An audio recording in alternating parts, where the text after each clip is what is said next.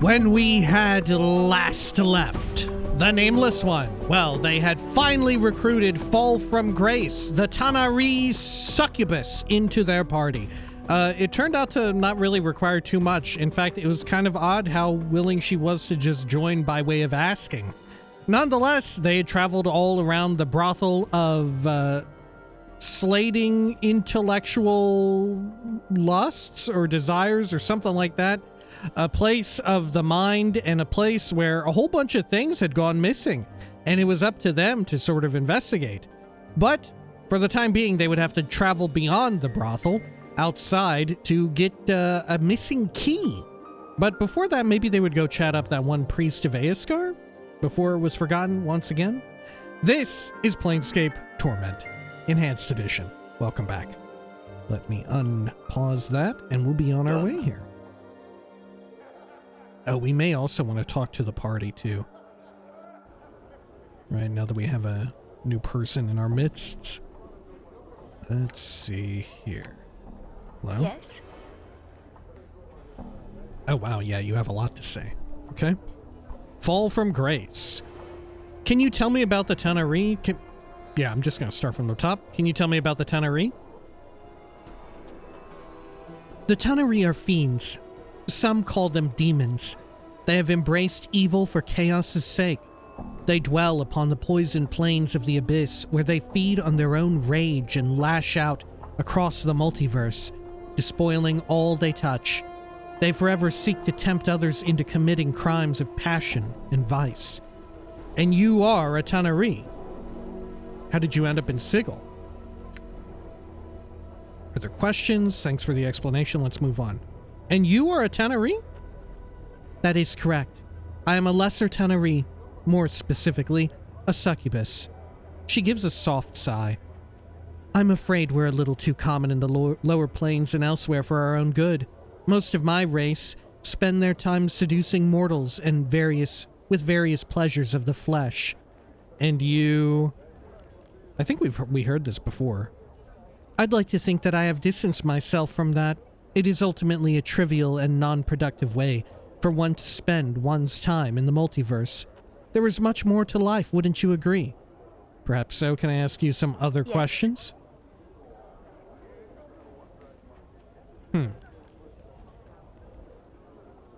There's definitely some here that we haven't heard. How did you come by the name Fall from Grace? The meaning of names is a complicated subject. There is much to be said, and a great deal that is better left unsaid. Is Fall from Grace your real name? Perhaps. She smiles slightly. Perhaps not. There are names which are given and names which are earned. Who is to say which is the real one? I think the name which is earned carries the greater weight. I think the name which is given carries the greater weight. I'm not sure I attach any value to a name. Very well, then. Can I ask you some other questions? I wish I could just say I agree. Yeah, who is to say? Who is to say which is the real one? Okay. I'll go with the first option, though, because that feels most thematic. I think the name which is earned carries the greater weight. That may be so. Why do you think that? Because a name that is earned is not arbitrary. A name that is earned tells of what you've accomplished. Grace nods. Your point is well taken. So, why are you called Fall from Grace? Would it matter? She smiles. It is an earned name. It matters to me. I would like to know how you came to be called that. I have fallen from my people. Some would say risen from my people, perhaps, but fall feels more right to me. She looks at you questioningly. Does that make sense? Yes, it does. After all, fall carries with it an underlying sense of loss. It does. Can I ask you some other questions? Yeah, I think I understand. Let's move on. It does. Fall carries with it an underlying sense of loss. Fall from Grace is silent for a moment, then nods thoughtfully. Yes. Perhaps that is why it felt as it did. I came to terms with the loss long ago, but the name has remained.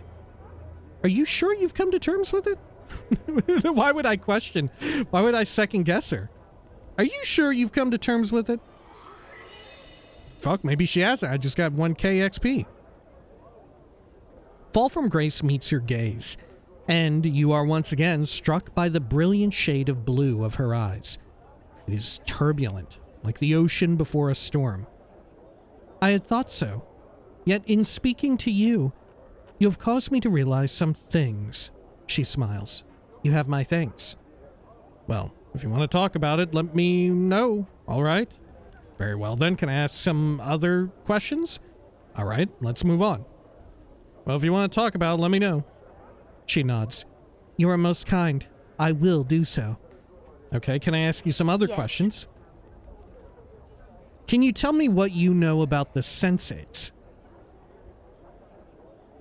The Sensates are the faction of Sigil that are devoted to experience. Without experience, without sensation, we are blinded to much of the multiverse. Thus, Sensates seek to experience as much as possible. When all is experienced, the truth of the multiverse shall reveal itself.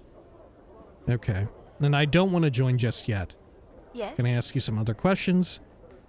I wanted to talk about our companions. Who in particular did you wish to discuss? Ooh. Me, you, Morte, Anna, Dakin. Let's start from the bottom and move up. Dakin. Dakin? Grace raises an eyebrow. He's most uncommon for a Gith Zerai. Really, in what way? Never mind, I wanted to talk about someone else. Really, in what way? Well, he obeys you. That alone would mark him as a pariah among his people. His entire race were once slaves, and even the reminder of servitude to them is distasteful. Okay, anything else? Dakin approaches everything in an orderly fashion. Again, most curious for a Gith Zerai. They tend to be unpredictable. They follow their impulses rather than plan. Anything else? He seems a most pious Gith Zerai and a steadfast ally. That he is. I wanted to talk about someone else. How about Anna? She is strong and capable, and she is quite passionate.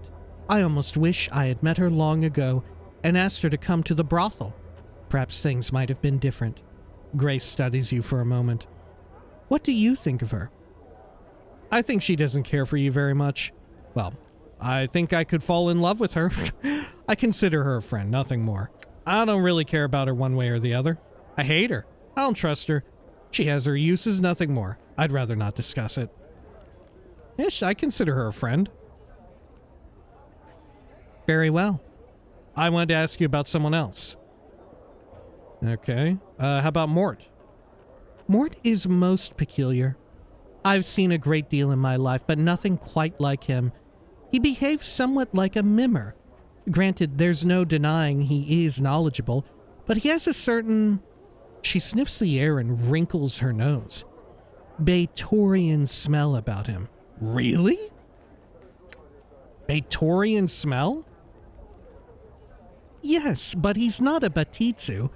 At least, of any variety I've encountered. The smell alone, however, makes me treat the skull with caution. What do you mean when you say Batizu and Batorian? Or were you saying about a mimmer before? What do you mean when you say Batizu and Batorian? My apologies. Bator is one of the Outer Planes, the home of a race of fiends called the Batizu. They are evil creatures, yet they are organized and lawful in many of their behaviors. Some might call them devils. They believe in contracts and hierarchy. In many ways, they are like evil bureaucrats. What were you saying about a Batorian smell? Yes, but he's not a Batizu, at least saying for... Okay. Let's loop back to that. Okay, what were you saying about a mimmer before? Mimmers are encyclopedias of knowledge. The owner may ask them questions, and if they possess the knowledge, they will inform the user of what it knows. And Morte is a mimmer. I don't believe so. Morte lacks the silvery metal that mimmers customarily have, and he seems to have an attitude of his own. Such qualities are not present in conventional mimmers. Grace shrugs slightly. He may be one, but he's unlike any I've ever encountered. I believe Morte is a mimmer. I don't believe Morte is a mimmer either. No. What's very fascinating are the comparisons between what we now know about what a mimmer is and the Modrons and Morte's reaction to the Modrons. Maybe he was a mimmer, but I don't think he is one now. I don't believe Morte is a mimmer either, judging by what you just told me of them. Perhaps there is some test to verify his authenticity, but I would not do one if you value him as a friend. If you do, then you must accept what he has told you. Oh, and he did say that he was a mimmer, right? All right, well, I wanted to talk about someone else. Okay. Yeah, maybe it's something that he holds very closely to his heart. His heart. That he is in fact a mimmer. I don't know. I thought he was just saying it like with the usual amount of levity. He says almost everything. Okay, tell me about... I want to discuss you. Me? Really? She thinks about this for a moment, then nods. Very well. If there is anything you are curious about, please ask. To be honest, I'm curious as to your feelings about me. I'd like to know your thoughts on my situation. Do you have any idea who or what I might be? Never mind, I want to talk about someone else. Well, we'll start from the bottom and go up. Are we about to... Can you also, like, fuck this person? Do you have any idea who or what I might be? Grace frowns in thought. I freely admit that you are something of an enigma, she smiles. But I find such mysteries intriguing. Shall we attempt to puzzle out your situation? Yes. No, let's leave it for later. I wanted to talk about someone else. Sure, let's do it. First, while it is possible that you are a tiefling or some rare crossbreed, my guess is that you are human, or were at one time. Alright, go on. There may be something else that would shed light on my situation. On second thought, let's leave it for later. I wanted to talk about someone else. There may be something else that would shed light on my situation? What exactly does that mean in this context? Like we're changing the topic? Is it meant to be like the counter to alright, go on? I'll say alright, go on. Your appearance is approximately a male in his early 30s. The stitching and scar tissue make an exact determination difficult. Tell me about it. Go on. The key to your past is your memory, and it seems that certain locations, events, and people trigger seemingly forgotten memories. It would seem to be in your best interests to visit as many locations as possible and speak to as many others as possible. In short, experience your universe as much as possible. A sensate's advice, huh? I'll say that. Fall from Grace gives a bemused smile. I would not advise it if I did not practice it, and if you did not already know it to be true. There may be something else that would shed light on my situation. Do you know anything else that might prove helpful? Oh, okay. I can give her some information. Huh. Oh, I don't know about this except as a player, but now my character seems to know. Huh. Am I sequence breaking? Right? This was like a dramatic irony where the player is aware of this, but the character isn't. Well, shadows keep coming to kill me. I have a feeling they're following me, but I don't know why. Well, I think there's someone out to murder me. So much so I built a tomb to try and kill them.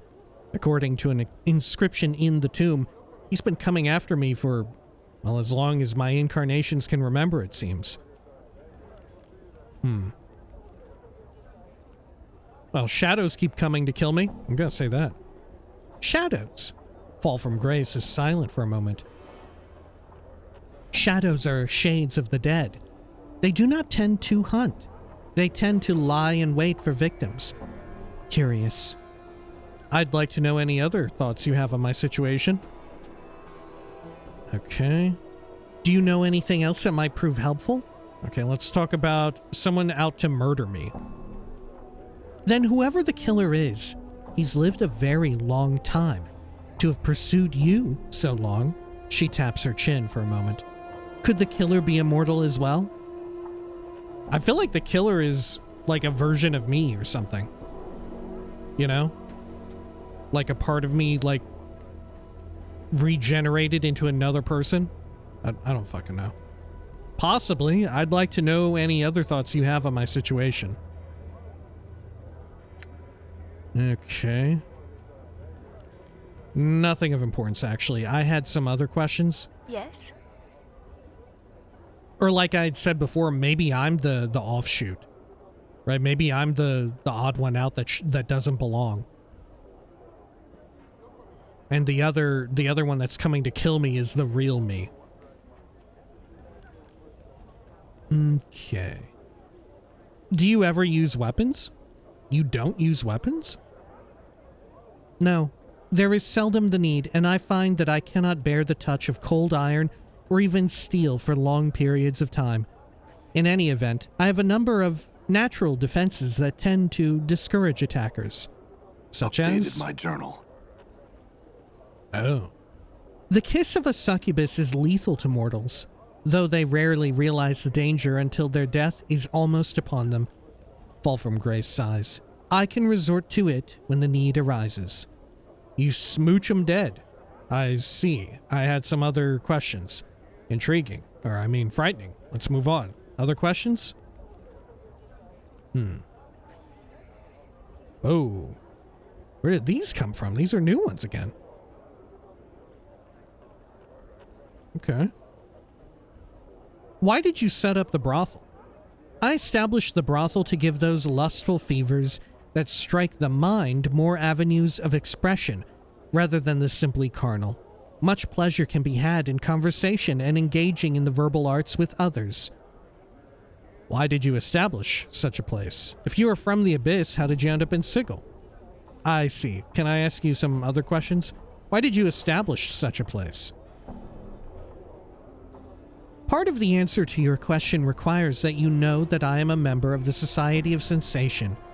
Our faction believes that one should experience as much of the multiverse as possible. And that is why you established the brothel. The brothel is intended to slate the lusts of even the hardened intellectual. It is designed to stimulate the mind, to heighten one's awareness of themselves and others, to create new ways of experiencing another person. It is for those who seek something more than the shallow physical pleasures that fill the hive and lower wards. I see. So this establishment just encourages intellectual fencing rather than... Okay. How about some other questions? We had that before. Can I read your diary? No. Please? Grace gives a slight smile. A lady must have her secrets. Okay, I had other questions then. Eve said you had a tale you wouldn't share with her. That is correct. Eve's needs no more tales adding to her misery, and my tale would not serve her search for truth. Would you tell me? It is a long tale, and not as interesting as some would make it out to be, she sighs. It is intertwined in other tales of war and slavery. It is not a pleasant tale. I would still hear it. Yeah, tell me. Very well. No, my past is not a long one, at least by Tanar'ri standards. I do not know if you are familiar with the Tanar'ri, but we are a race of the Abyss, a staggered series of planes filled with chaos and evil hearts. Go on. I am a Tanar'ri, a fiend, a succubus. I grew up upon the first plane of the Abyss. My mother was a succubus herself, as I'm sure you are aware. Succubi tempt mortals to bring their souls to the Abyss. My mother was among the finest, seducing countless mortal men to their eternal damnation. She now dwells in the Abyss, selling her children into slavery. Your mother sold you into slavery? Yes. She sold me to the Batizu. The blood enemies of the Tanar'ri. Don't we know this? I feel like some of the questions that we have here are looping together with ones that we had when she wasn't a follower. I think she rather expected that they would kill me. Despite her knowledge of other subjects, she knows little of their culture and the delight they take in tormenting others. How did you escape? Okay. The Batizu are a proud species. The thought a Tanar'ri could best them at anything was intolerable to them. So I challenged one of the proudest of the pit fiends to a contest of improvisation, and my Tanar'ri nature afforded me an advantage. You see, the Tanar'ri are creatures of chaos, wild and unpredictable. The Batizu are more cunning, with orderly hearts. They understand improvisation, but they are not its best practitioners. And thus, I won my freedom. And my path brought me to Sigil. Other questions? Okay, yeah. Never mind, let's move on. Other questions? Oh, I had some questions about our travels? Oh, okay. Never mind, let's move on. That's how we got to that. I'm gone. Okay, let's go to this Aoskar area. If I even remember how. Where was it? The Alley of Dangerous Angles, wasn't it? I think. Yeah, Ruined Cathedral. And I was told that I should save before it, which makes it sound like I'm going to die. Okay.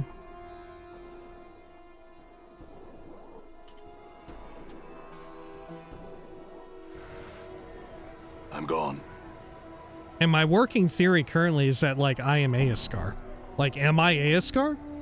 Maybe. Travel on it here. Does she actually have, like, a special sensory touch and kiss? Sensory touch.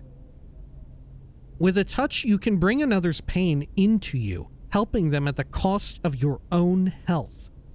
This spell can only be used at touch range upon a living creature.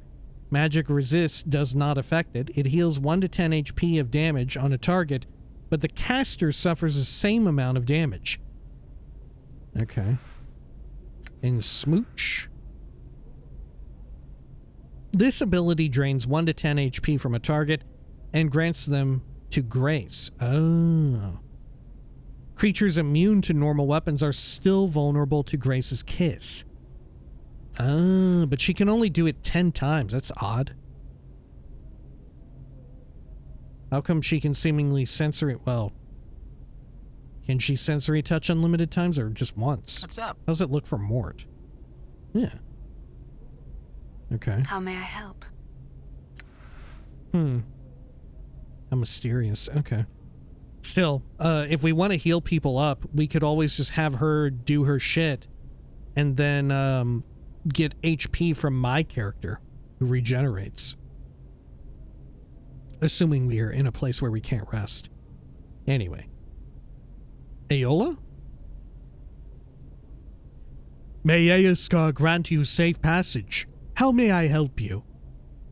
I'm interested in becoming a disciple of Aoskar. Wonderful! It's been so long since the last person asked. Aola makes you perform a series of complex rituals and then says, "You are now a disciple of Aoskar.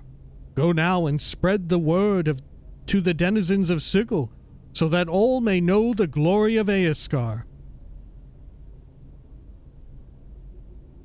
Well, that was easy. Aola seems to have fallen into a deep trance.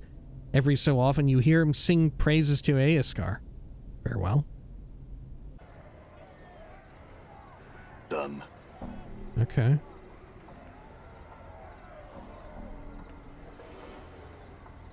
What? That's it? Razor Angel. They tell me you get free passage through Razor Angel territory now, Burke. Don't abuse it. Thanks, farewell. I thought something was going to happen. But I'm worried. Okay.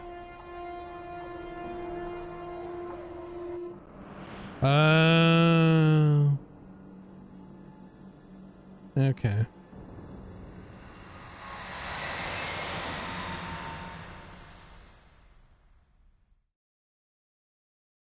This isn't where I wanted to go. Oh. Player's maze. Oh, I got mazed. Right. I like that our response is, this isn't where I wanted to go. Okay. So I might be stuck in here. This is it. This is it.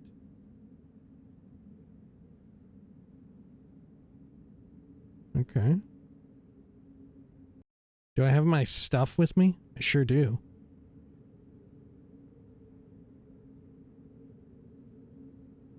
What are these doohickeys? Oh. I go back through it? Okay. What the fuck? Okay, okay.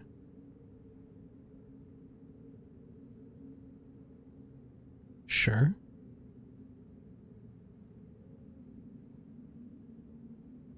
Well, what am I meant to do? It's very quiet. It's very disconcerting. This feels very unofficial. Okay. Am I actually trapped here forever? Oh hey. The hell's that? Okay.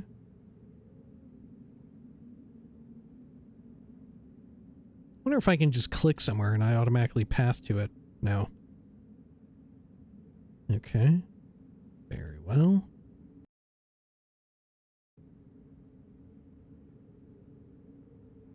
I'll go through that. So I do one over here. Because it's the most and frankly only interesting thing in the whole place.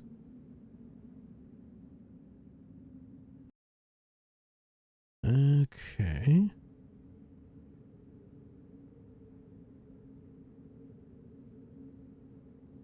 Sure. Let's ignore the portals for now. They may be a trick.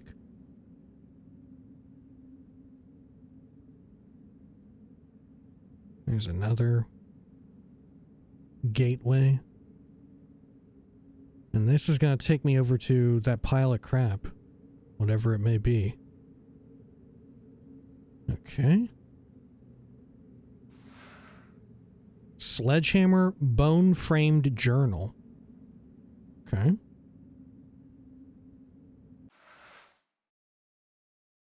I'm going to ditch my leather apron.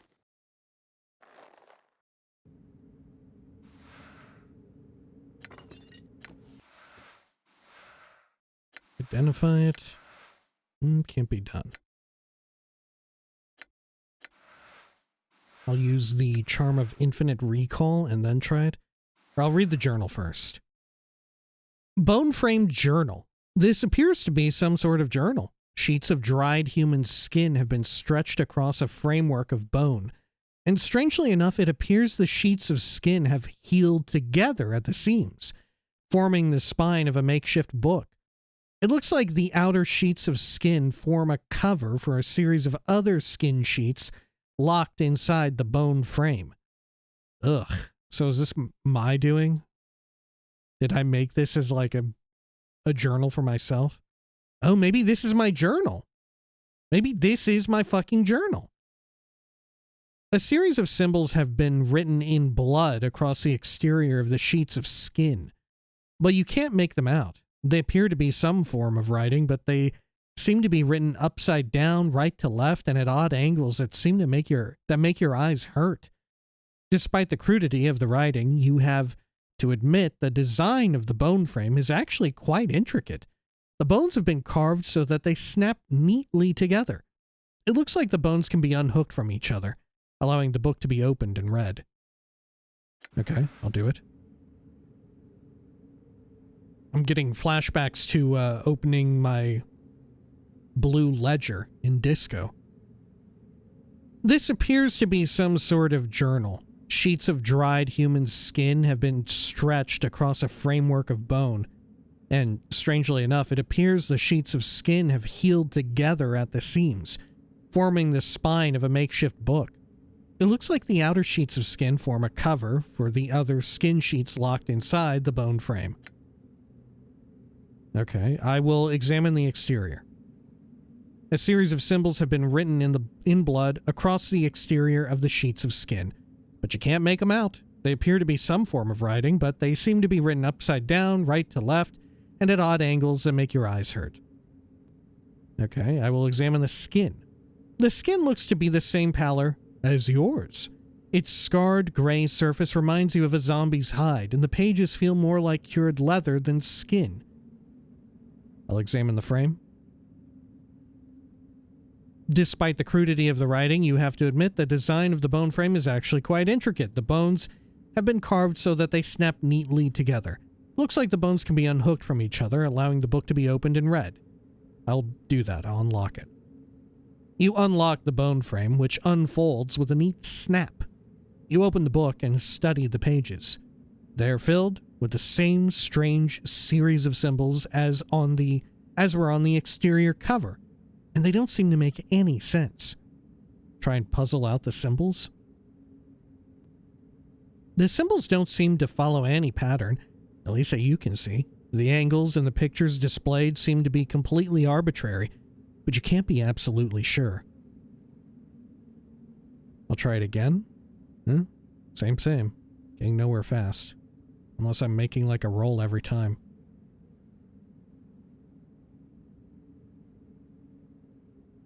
Okay, I don't think so. Alright. I'll rehook the bone frame and leave the journal alone. Oh. As you rehook the bone frame, you're suddenly struck with a strange thought. That the pages of the interior aren't supposed to make sense. You, whoever you were at the time, put the symbols there to deceive anyone looking to read the real contents, which are hidden somewhere else in the journal frame. Examine the frame. You examine the edge of the frame, and you notice that one of the bones has a hairline fracture around one of its ends. You put your hand over the edge and twist off the top of the bone, revealing a hollow space. Inside the space is a small rolled-up scrap of skin. Pull out the skin and read it. This scrap of skin is covered in writing. It looks like someone kept writing over it again and again until it is almost illegible. Nonetheless, you can make out some of the words and some of the symbols. Trapped. Lady's will be done. Dodge her gaze. Too many I killed. Too many strangle and kill and stop the breath in their throats. There's a way out, I know it. Then I'll give the bladed one the laugh. One of the arches holds the way out. One of them does. One has the way out. Can't just keep going through them one at a time. Maybe I should go through one, then walk back to the same portal without. The entry trails off into indecipherable scrawls. For some reason, you have a feeling that was the last entry. Either the incarnation died in the maze or escaped somehow. Hook the pages back together and put the journal away. Updated my journal. I found one of my journals in the lady's mazes. Inscribed in it was a piece of skin that had some insane ramblings on it. Whoever I was when I wrote this, I was definitely a few stones short of a portal. Portals have stones? Was there anything else in there?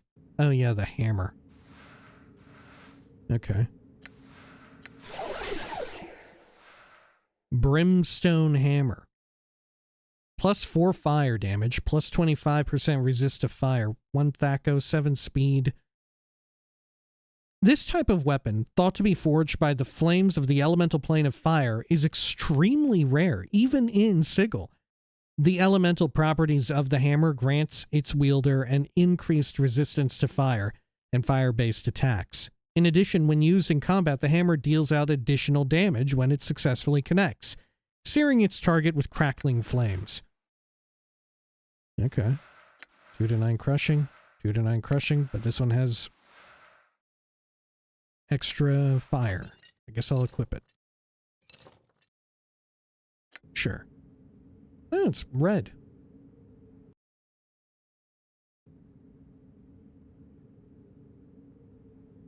Okay. Well. Sure. Is there a route over here too? Does it connect? In a sense. Okay. Do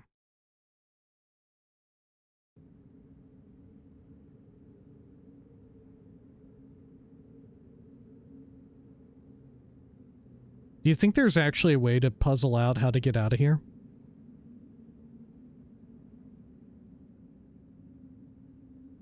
Like, if you keep trying it, something will happen?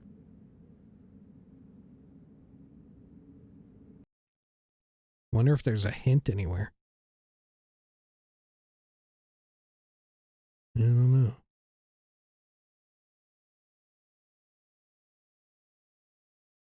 Does each portal have like a corresponding one on the other side? I don't think so.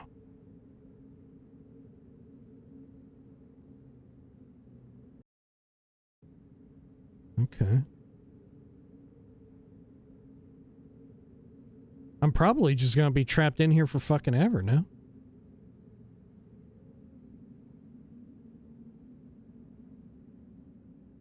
Unless I get lucky. And I just accidentally stumble into the solution. Which I guess is possible.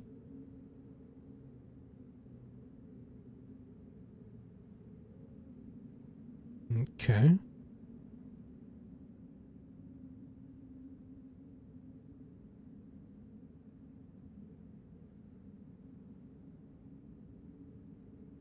Sure.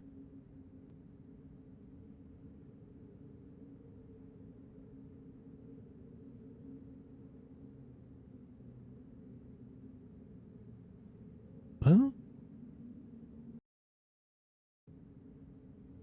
I don't know. Maybe I'm just fucked.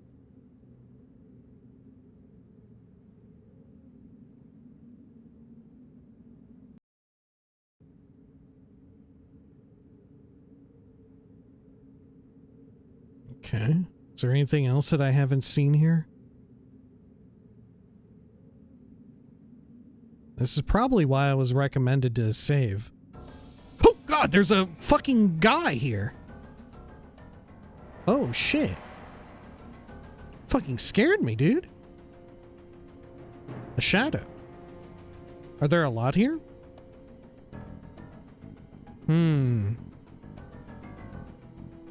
Maybe the shadows are my own, safety, like, contingency plan then. In the event that I get stuck and mazed, I'll always have the shadows to kill me and defy the rule of the maze so I can get out.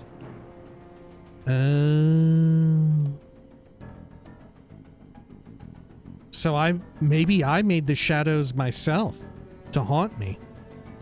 It's all been, it's a deliberate part of my own plan. Huh. I have no idea how to get over to it. Okay.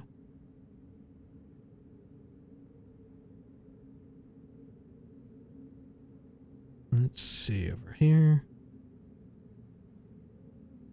Right, because if the shadows will just keep, more and more of them will be appearing to try and kill me.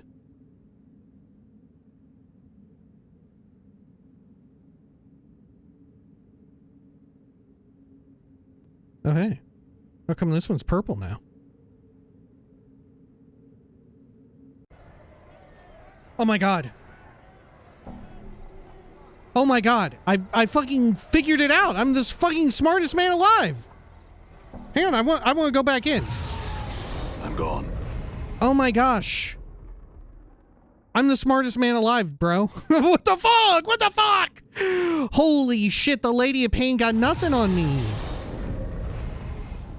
Oh shit. Wait, I can't go kill the shadow though. I feel like I should go kill it. Hang on.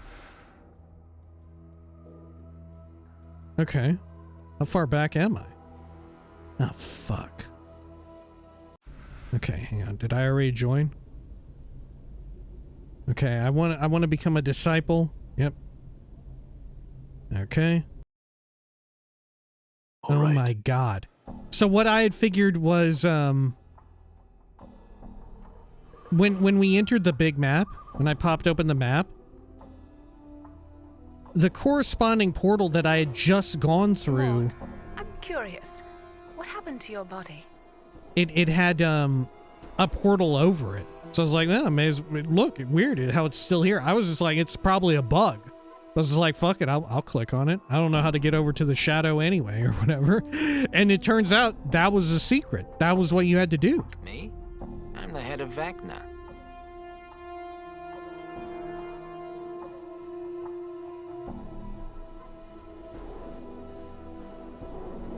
He's not really the head of Vecna, is he? He's not the fucking head of Vecna, is he? No. He's pulling her All leg. right. Okay. Let's see, and then when I travel out of here, it'll happen. Oh, hang on, hang on. I should probably move over some of this crap, too, while I'm at it.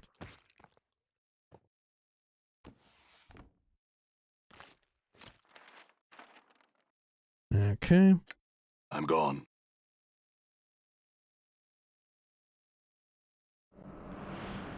Yep, this happens. Flown around like a damn Dabus. What am I doing here? What the right. hell am I doing here? The fucking Nameless One. That's not where I meant to go. I updated my journal. Somehow I ended up here and was updating my journal. What a fucking guy. Okay. Let's see. It is still a fucking maze, though.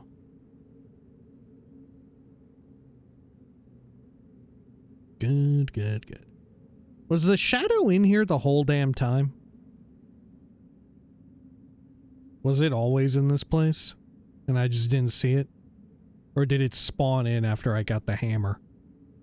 I feel like it spawned in after I got the hammer.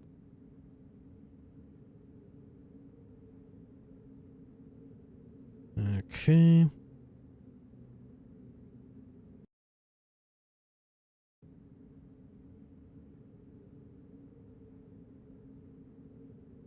Good. And I think there's only a few of these portals that you can doubly enter. Right, not all of them you can do that with. Correct me if I'm wrong. Okay, let's go through all of this again. Use this. Examine the exterior, the skin, the frame. Unlock it.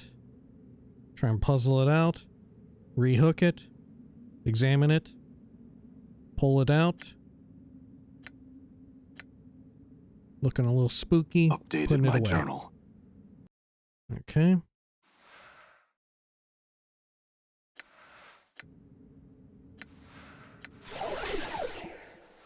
And then the brimstone hammer. Got that ready to go. Okay. And then, can I somehow get over to that portal from here? Oh, I don't know that I can I? Ooh, I might be able to. Okay, let's do it. I think I can. And we also need to keep an eye out for the shadow.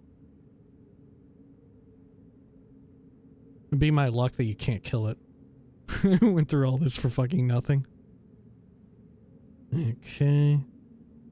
I don't know, maybe it's got some kind of cool drop. I have protection against, like, yeah, negative planes.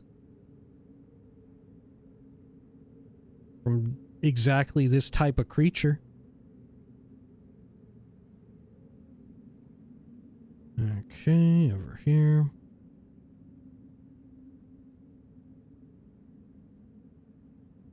Maybe it's after you spend a certain amount of time in here, one spawns in.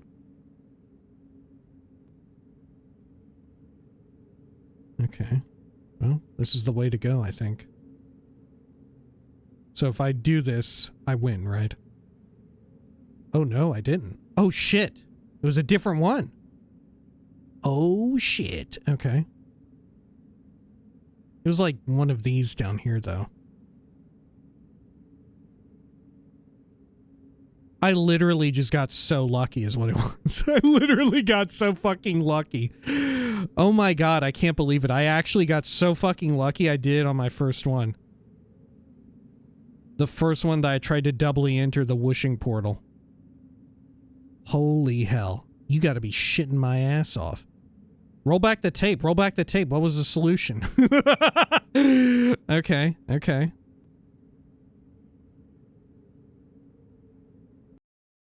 It was like one of these.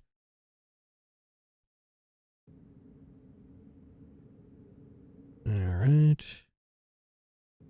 This is it. This is it. When I say that, does that mean one of the monsters is coming out?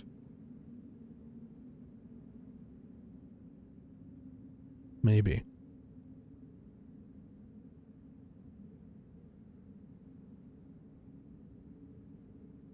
Okay.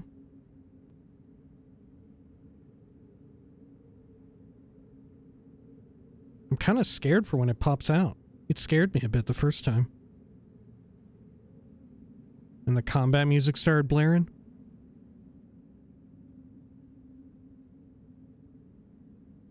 Okay. I cannot believe I got so lucky on the first one. Was it RNG or was it there? It's always the one that solves it right there. That was always it. maybe that was always the correct one. Oh shit, I can't get off of this. Yeah, this one is fucked. So it can't be this one then. Okay. Because this has no escape. Right? Yeah, it has no escape. Okay. So maybe it was this one. This is it. This is it.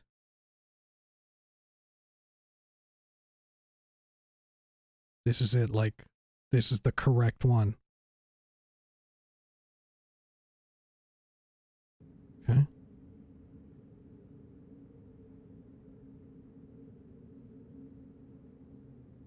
Maybe that's, yeah, maybe that's my whiz or something kicking in. Oh shit, there it is. This is it.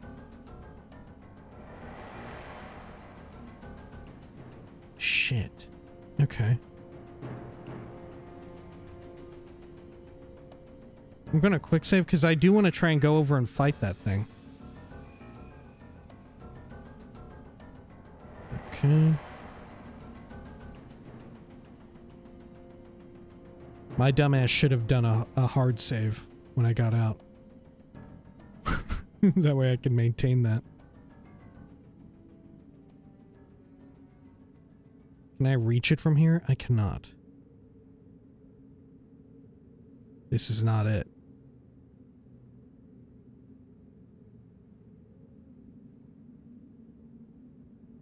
Can it teleport?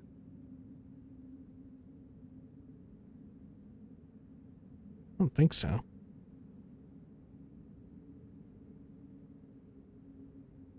I wonder if more are going to appear, though.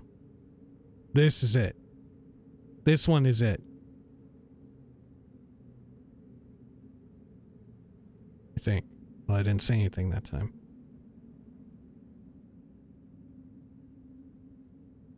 Okay.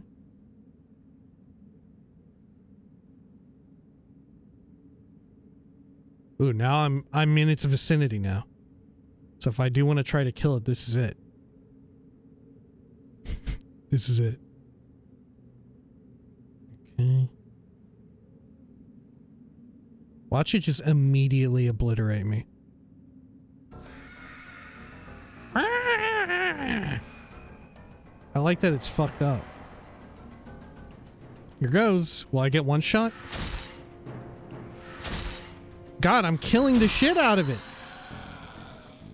Got 420 XP. Nice. Yeah, the Nameless One. Smoking fucking weed. Hell yeah, this is it.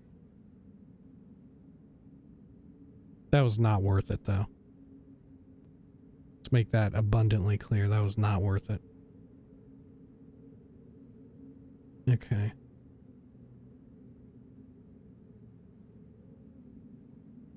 All right. But I'm pretty sure this is the one that we went through. So now I have to get all the way back into the middle. And then out through the one over there at like 10 o'clock. Okay. Can muster that. I bet more are slowly going to spawn in. It's on like a timer. It's the failsafe.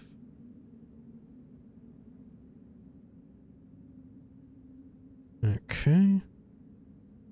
This is kind of cool. I'm fucking liking this.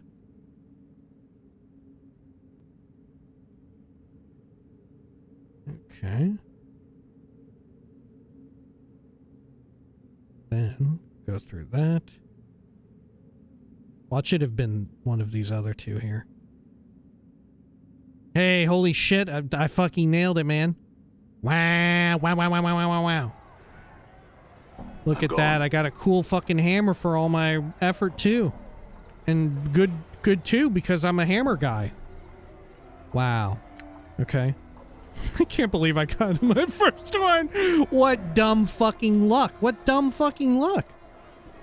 Okay. Hey, what's eating you, Chief? Anything new?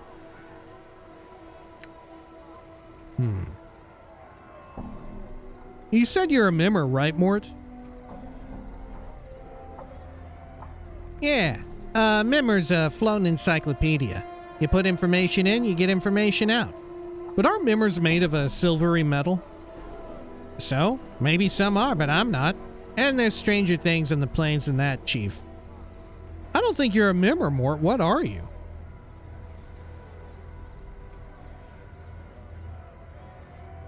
Do I want to believe that...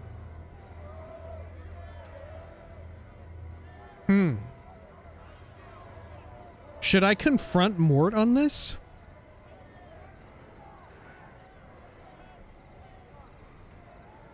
What are you?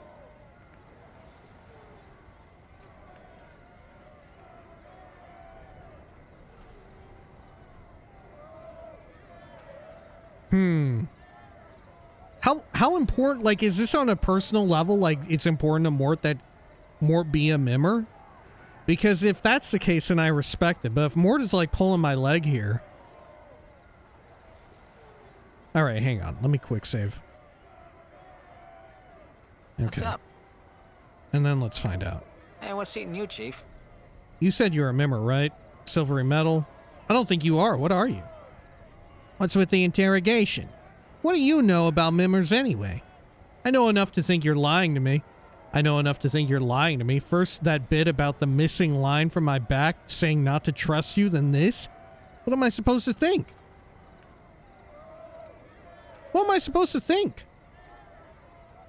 Okay, I'm not a mimmer. But I know a lot of stuff, so I might as well be one. What are you, then? I'm a floating skull who knows a lot. What about that Batorian smell you have?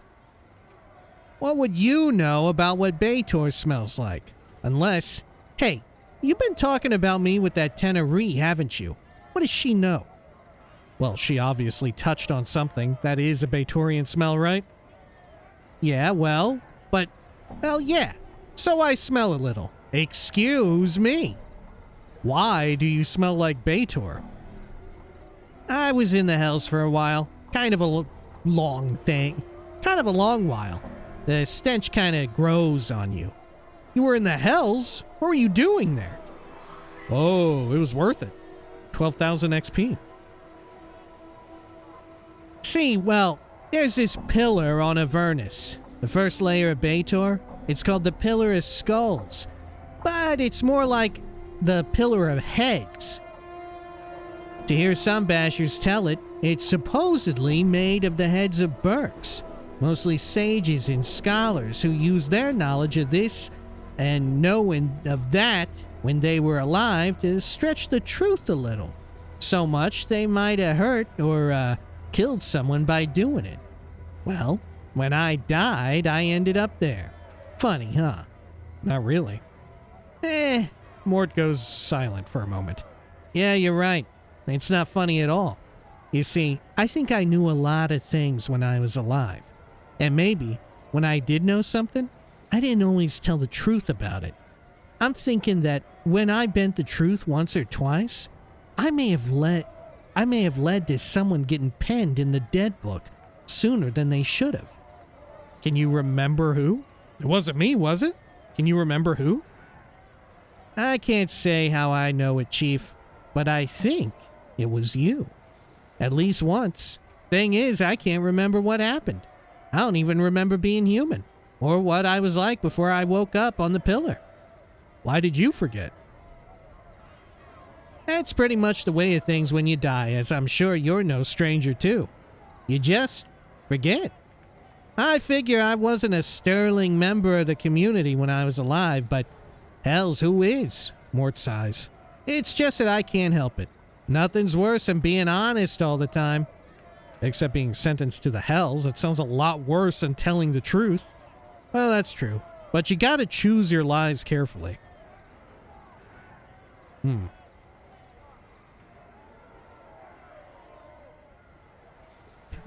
Except being sentenced to the hells, that sounds a lot worse than telling the truth.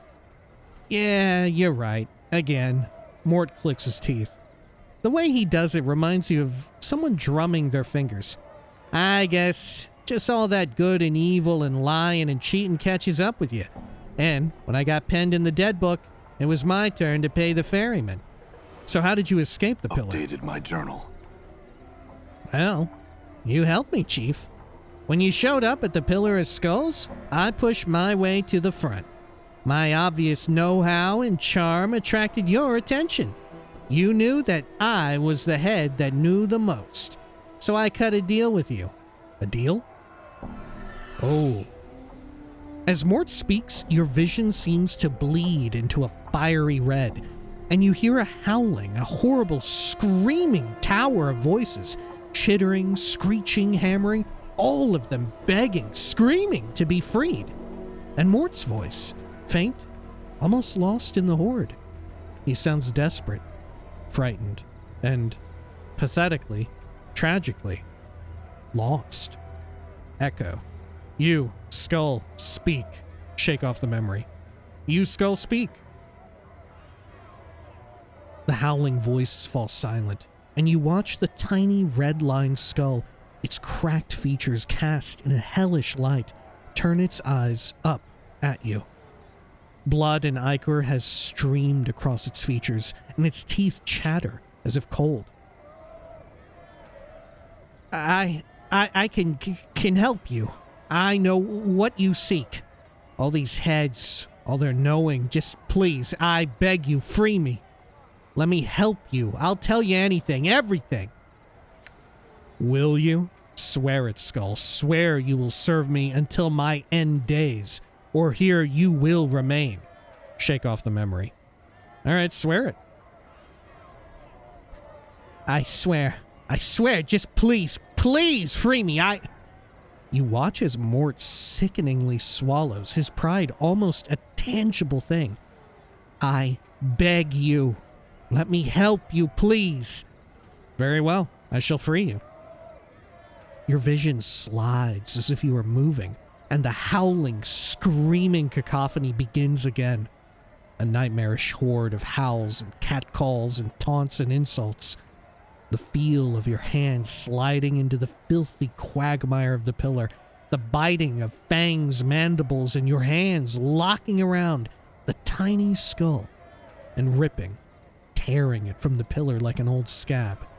It is done. You look down at the bloody skull in your scarred hands, its eyes covered in ichor from the pillar, and its teeth chatter once, twice. It reminds you of a wailing newborn, helpless, and in the eyes of the man you once were, pathetic. I've freed you. Now your life and your death is mine, Morte. Your vision swirls, the mists of the past drifting away, and Morte is still chattering on. We talked for a while, Chief, you and me, seeing whether the arrangement would work, and I think we both were really impressed with each other. So you invited me off the pillar, and I kinda been with you ever since. What happened then? Well, I didn't know I'd lose most of the pillar's knowledge when I was out of it. I mean, how was I to know? I'd never been off the damn thing, but you were pretty understanding about it. You lost all the knowledge you said you had? Whoa. Your vision swirls again, making you dizzy, and you feel your gut churn. You hear the cracking, snapping of bone, and Morte's howling in pain, screaming for someone to stop killing him, and your hand lashing out again and again, and damn you, Skull. You lied to me. I'll thrust you back in that damnable pillar and leave you to die there. There is the clatter of bone against what sounds like metal, a floor or a wall, and the skittering of teeth knocked free. You can hear Morte mewling like a beaten dog for you to know that your suffering on the pillar will be nothing to the torment I will make you suffer. Your vision swirls and Morte's cries ebb, fading into his chattering rhythm. So, you realize I still had my uses. So I took up with you, and I've been with you ever since. Morte, what did I want from the pillar? And how long ago was it that I freed you? Morte thinks for a moment. Well, as for how long, I don't know the exact count, Chief. Ages, I suppose. I've done all I could to help you each time, but Morte sighs. It's not easy. And as for what you wanted at the pillar, I don't know. Once you pried me off, I couldn't remember. Morte, why didn't you say something when we were at the mortuary? Morte suddenly becomes defensive. Because I never know who you're gonna be. Some of your incarnations have been stark raving mad. One time you awoke obsessed with the idea that I was your skull and chased me around the spire trying to shatter and devour me. Luckily, you were crushed by a passing cart in the street. Another, good and lawful. You tried to thrust me back into the pillar because it's where I belonged. Morte smirks. That's why. Besides, no harm's ever come of you not knowing. So you've stayed with me all this time? Well, yeah, Chief. I said I would. Morte always keeps his promises. He pauses. Well, most of them. There was this one chit on Arborea who... You suddenly realize that Morte's tone has changed. Past the joke, you realize he's trying to hide something. Something about why he's with you. Morte, seriously, why are you still traveling with me? Chief, I said it's because I promised, all right? He looks irritated. What else could it be? I don't know. You didn't need to stick around after I freed you. Well, of course not, Chief, but I... And suddenly, his tone of voice strikes a chord in you. And you know why he's remained with you all this time. You feel guilty. Because you led me to my death so long ago, isn't it? And you've been suffering ever since. Ah, come on, Chief. Me? Feel guilty? I'm Mort. No, I think that's it. When I came to free you from the fate you deserved, you couldn't help but try and help me. And when you could have left after I freed you, you remained because you felt indebted. Mort is silent for a moment, looking at you. Maybe. You know what's funny? At first, I don't know what the feeling was. It kinda slowly eats at you, you know? I mean, at first I thought it was a side effect, some enchantment that bound me to you. But after a couple 100 years, I realized it was more than that. Something deeper. I just felt drawn, connected to you somehow. Maybe it's all your suffering, Chief. Your torment? I don't know.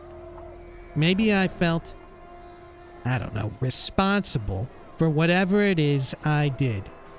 What if something I did brought you to this state? Thing is, I don't think me, or whoever I was, really ever had to see the consequences of all the lying and cheating I'd done. And when I saw you for the first time, when I was trapped on the pillar, somehow, I knew that you were the one I'd betrayed. Once, long ago. Mort sighs. And that's all I know. I see. Thanks for coming clean, Mort. Updated my journal. Whoa, holy shit, I got a whole bunch of, whoa, what was that? I got a whole bunch of +2s to my, big fucking scores. Nah, don't thank me, Mort sighs, and to your surprise, his voice seems stronger somehow, more confident.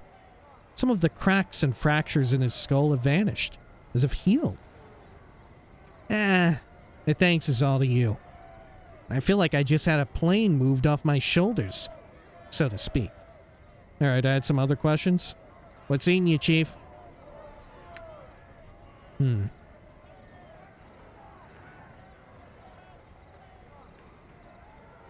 don't think I have anything new here. Okay, just checking in. Maybe it wasn't me, it was Mort who got all the bonuses. Fuck, I don't remember what his fucking stats were. Someone got a whole shitload of bonuses. One of the two of us is now strong as shit. Oh, I think it was him. Because he's up to 94 HP now. Holy shit, he's got more than me. Okay. It's pretty fucking tanky.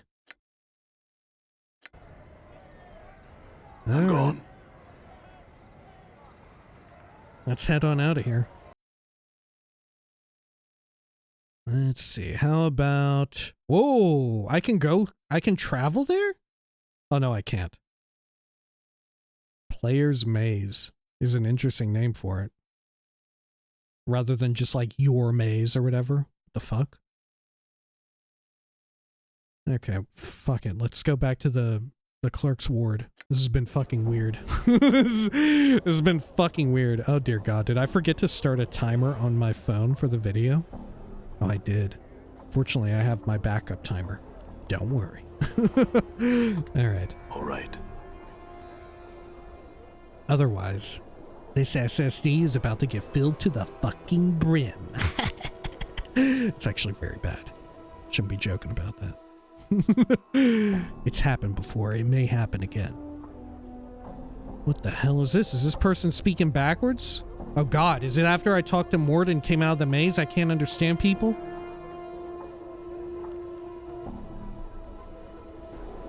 Rara royab I essen so sanatuum Sarolk. Maybe he's just a strange guy. Okay, I'm gonna talk to him.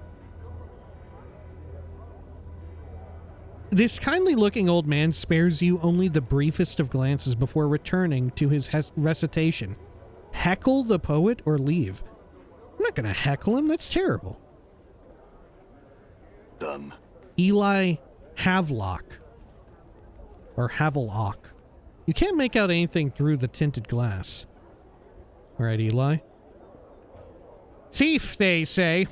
Eat scout, pike the sod, scout! This narrow-eyed, sharp-faced man is scanning his surroundings with a look of vague disinterest, pausing occasionally to look down and pick at his fingernails. Despite being clothed in silk and velvet finery, he manages to look unsavory and more than a little dangerous. Greetings? The man looks your way. His eyes are dark slits, like narrow stab wounds beneath his brow. His voice is low and gruff despite his slender build. Pike off!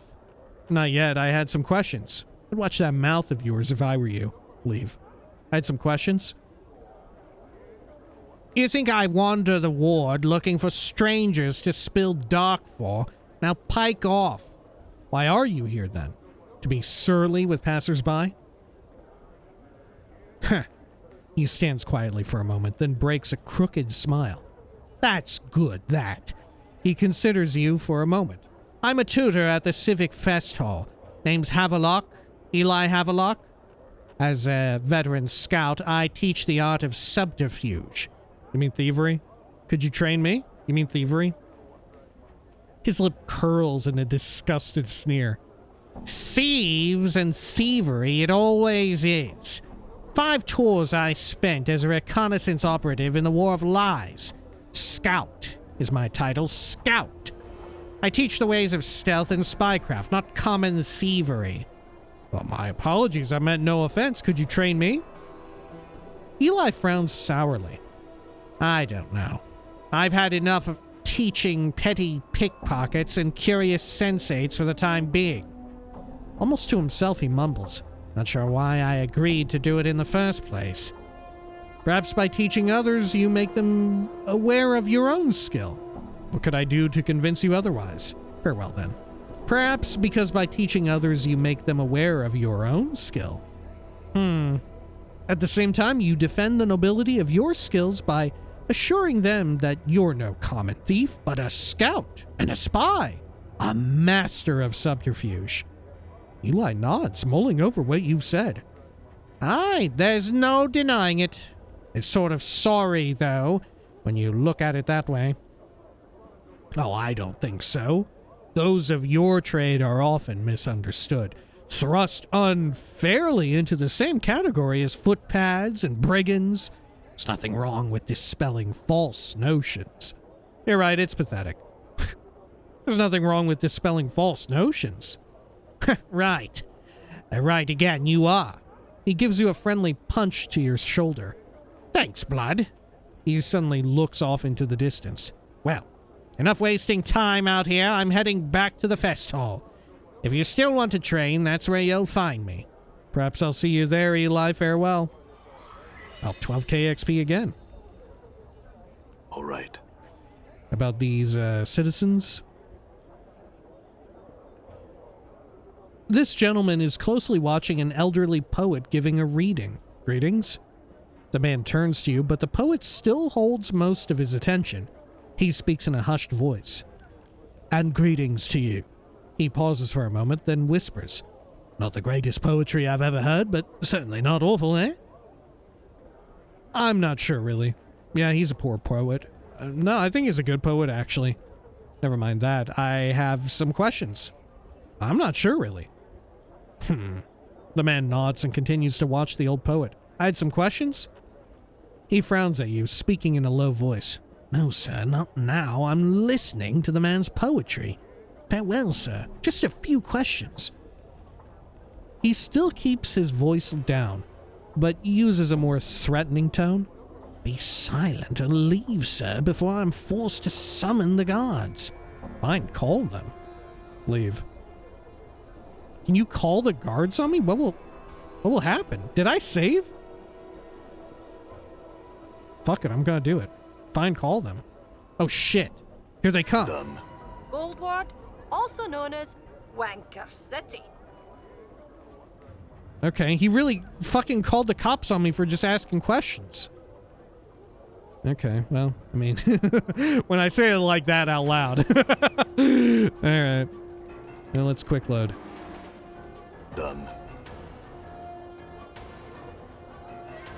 I'm gonna annoy him again, but I'm not going to get him to arrest me.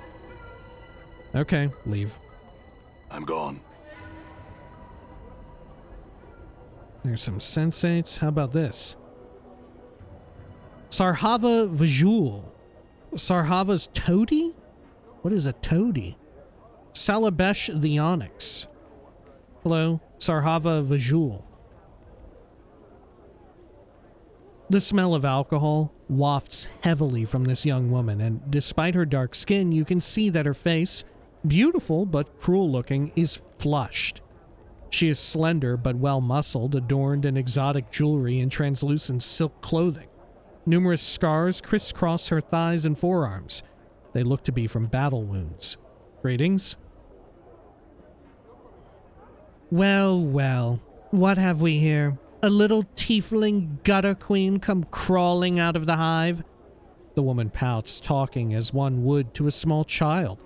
Are you lost, little tiefling? Oh, look! It has a tail! How cute! Anna flushes, and with a snarl, blades sprout from her fists. Now, Fiendkin, don't do that. The woman seems unconcerned as Anna draws her weapons and clucks disapprovingly with her tongue. Careful now, or I'll remove that tail of yours and feed it to my dogs. Fall from grace? Young Sarhava. Sarhava Vajul. Could it be you? The young woman appears confused for a moment, then recognizes Fall from Grace. She seems startled and abashed. Mistress Grace, I had not noticed you, only, shamefully do I admit this, for your noble appearance would be obvious to even a dullard. Obviously you rank less than a dullard, girl. Let Grace continue to speak. Should I talk shit? Should I talk shit here?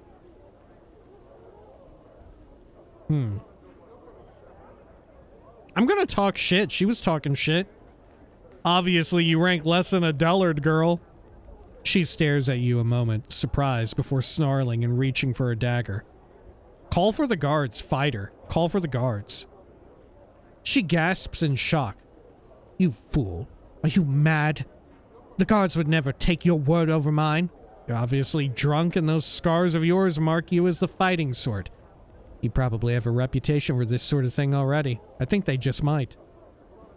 She stares hard at you, grinding her teeth. Let us just drop the whole matter, then, and be on our separate ways. Agreed. You've already wasted enough of my time. Farewell. Agreed. Farewell. Can't talk to her again. I probably should have let Fall from Grace speak.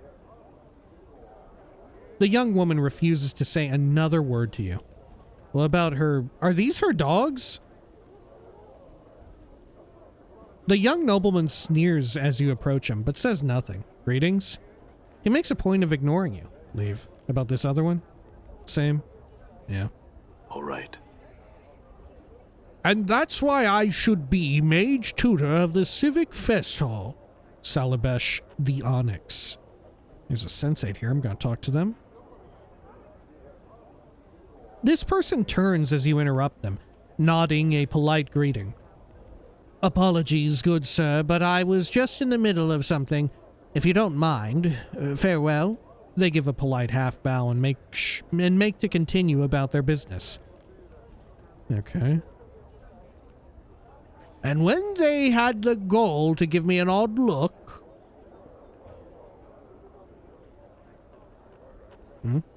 So I cursed the wretches, both of them. What? Okay, let's talk to you.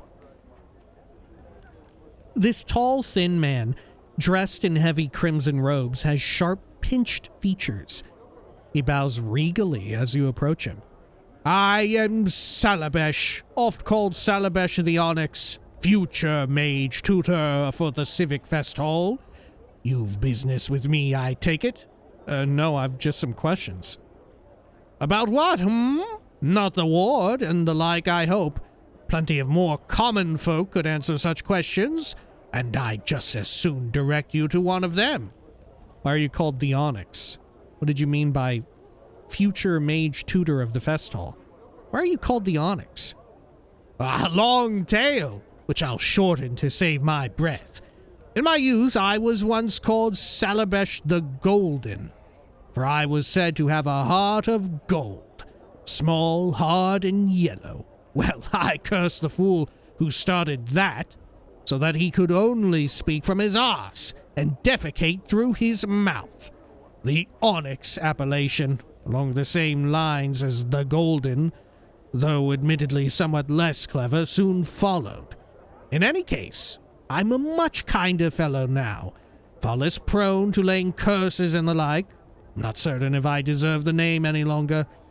You cursed him to what? Oh yes, you heard right. Salabesh sighs happily and chuckles to himself. That sort of thing is why I'm known as the Master of Curses, you know. I had another question. Salabesh smirks. I'm not surprised. What did you mean by future mage tutor of the fest hall? Do you know of a man called Reekwind? Right. What do you mean by future mage tutor of the fest hall? Updated my journal. It's a prestigious position. To be an official tutor in one of the fest hall's training chambers. It's my intention to one day take the position of mage's tutor, but the title's currently in the possession of the Lady Thorncombe. If only I could somehow prove that I'd be a superior tutor. I had another question. Do you know of a cursed man called Reekwind? Updated my journal. Reek? Salabesh's eyebrows suddenly dart up. Oh yes, Jumble Murdersense cursed that man, if I recall correctly. Why? Seeking to get his curse undone? Good luck. Only Jumble can do that, you know. Where would I find this Jumble Murdersense? Within the Civic Fest Hall, I suppose. A short, portly fellow with a leering smile. Never speaks, so you'll be hard-pressed to get anything out of him. I had another question? Never mind, farewell. Okay. I'm gone. So we have a lead on that in the Civic Fest Hall, which I assume this is. Yeah. I'd stay out of there, citizen. It's dangerous down below. To Undersigil. Okay. Peering through the cracks in the shutters, you see what appears to be a tailor shop. You there, sir. I would speak with you a moment. So says Mal Maynor. Well, let's talk with Mal Maynor.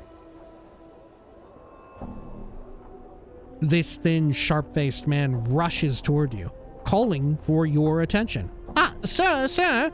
But a moment of your time. Were you perchance here to visit the tailor? Ignore him. Keep on walking. The man breaks in. I ask, sir, because I seem to have offended the man. I commissioned the hot-blooded fool to make me a costume. But he's thrown me out of his shop and will not speak with me now. So what? The man suddenly balls his fists and shakes them at the sky. What have I done to deserve such treatment? Nothing, I say. I was a patron. It is his duty to serve me, that churlish buffoon. What did you want from me? Huh?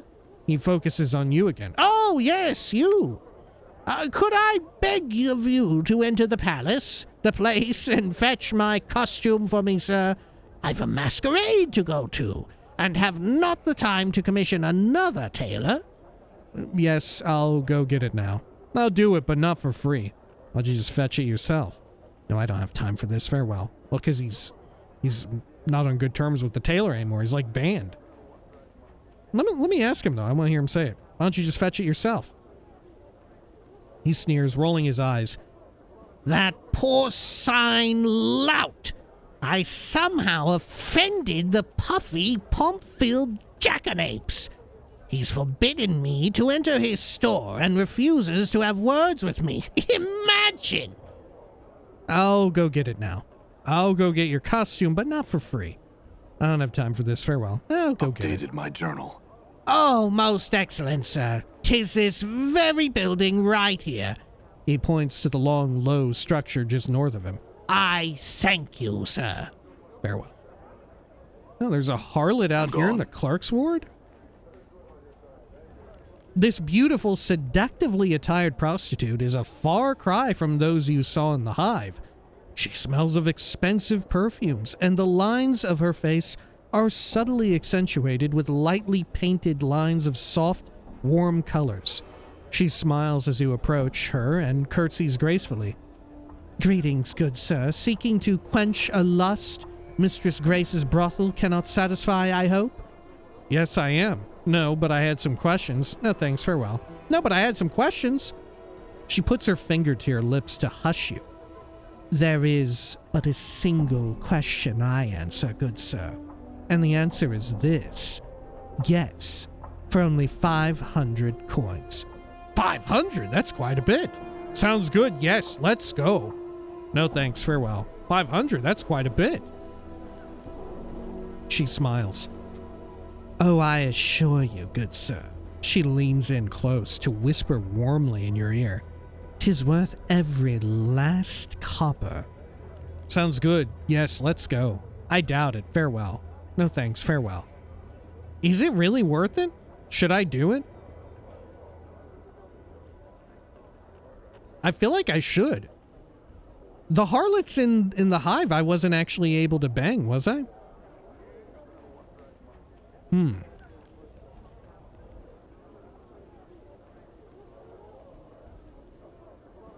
On the flip side, do you think, me being on the straight and narrow with regards to potential dead wife, do you think, that would ruin things if I did this?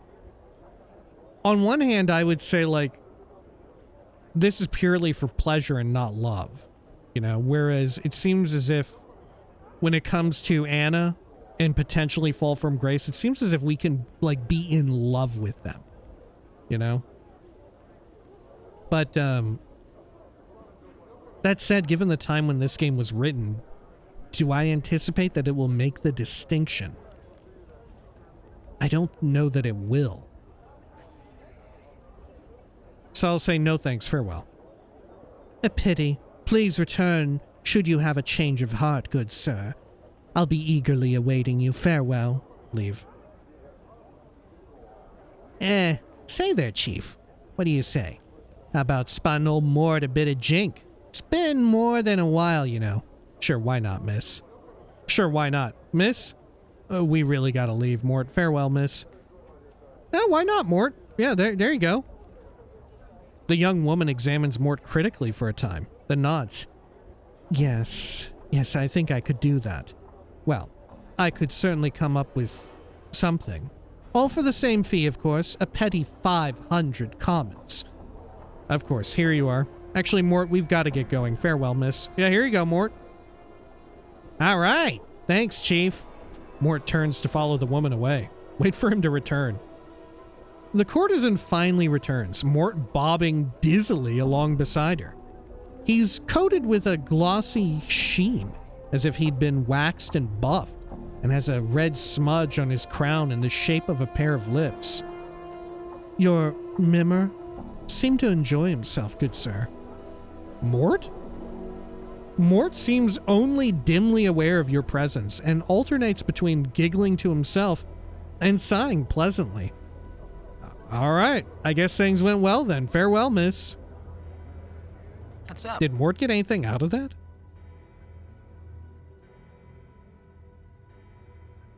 I don't think so. Did that affect him in any way? I feel like it should have given him some sort of minor buff. But I don't think it did. Okay. Done.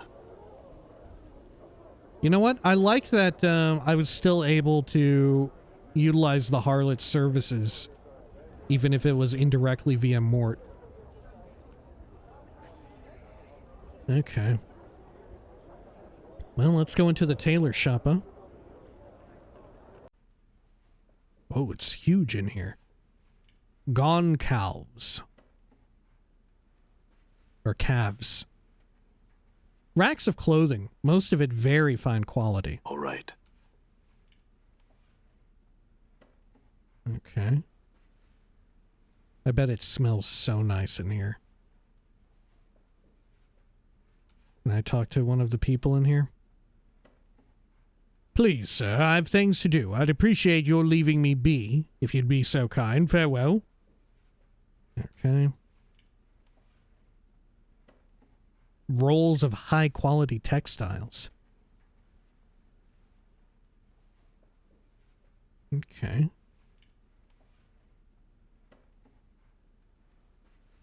Sure. Gone calves or calves.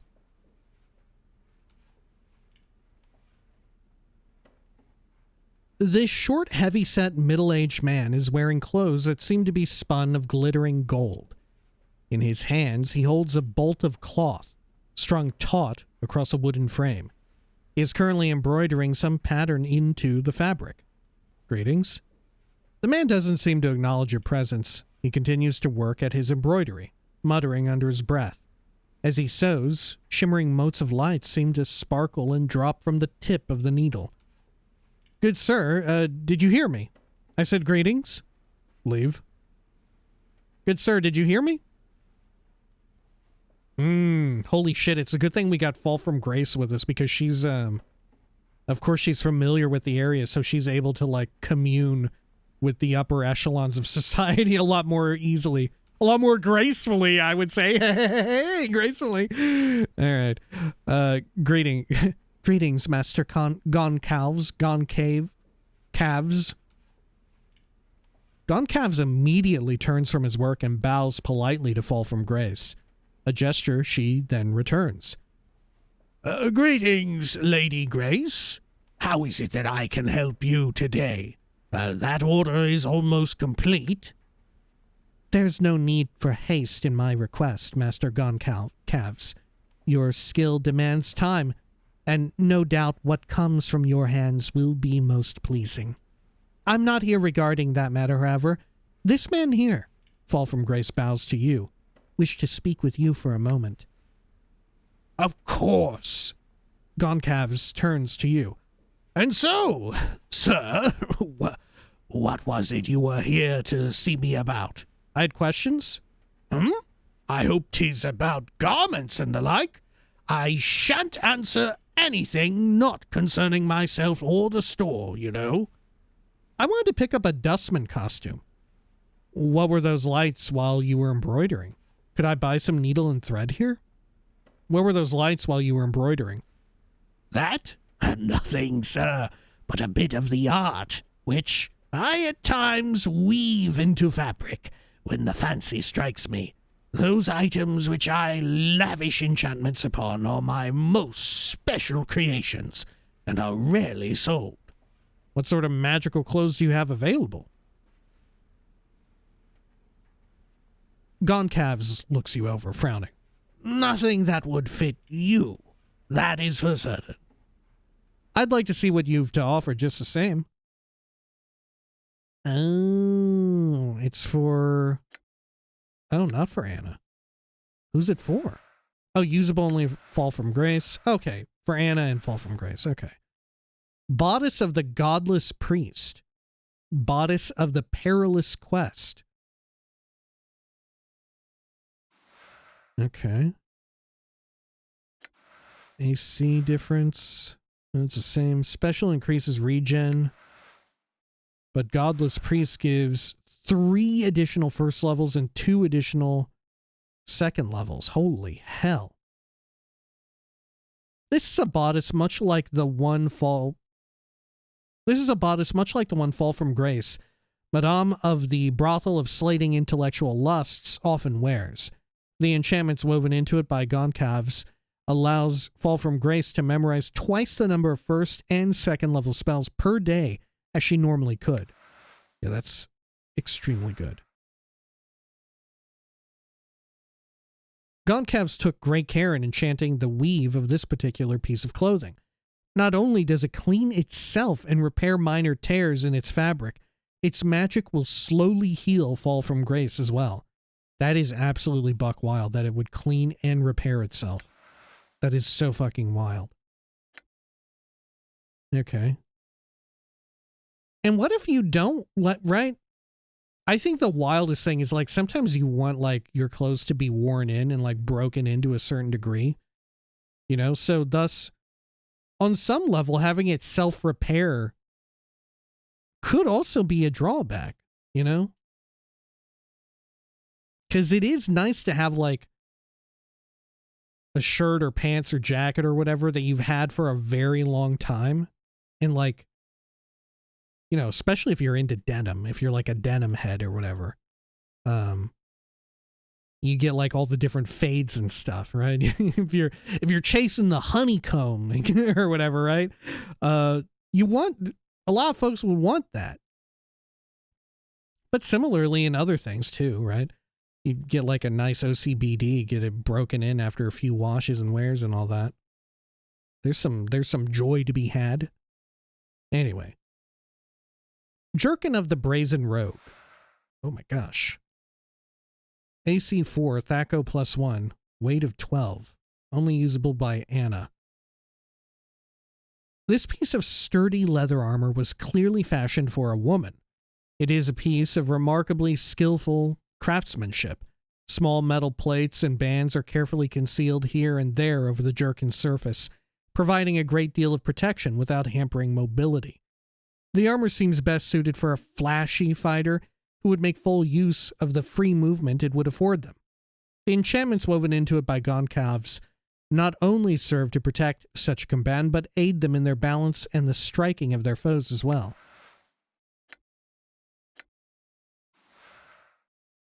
Oh. So this one is way better for combat, but this one is way better for, like, thief skills.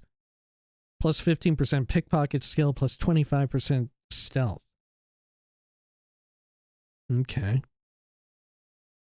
Even at a glance, one can tell it is of the highest quality. Every part of it, from its supple leather banding to its quadruple stitch seams and padded silk lining, speaks of impeccable craftsmanship. Gonkavs wove a number of enchantments into the lining of the jerkin so that its wearer is more prone to blend into surrounding shadows, making them difficult to spot and often allowing them to pass by others entirely unnoticed. I feel like right, like how valuable is the stealth and pickpocket? I feel like the other things are way more useful. Okay.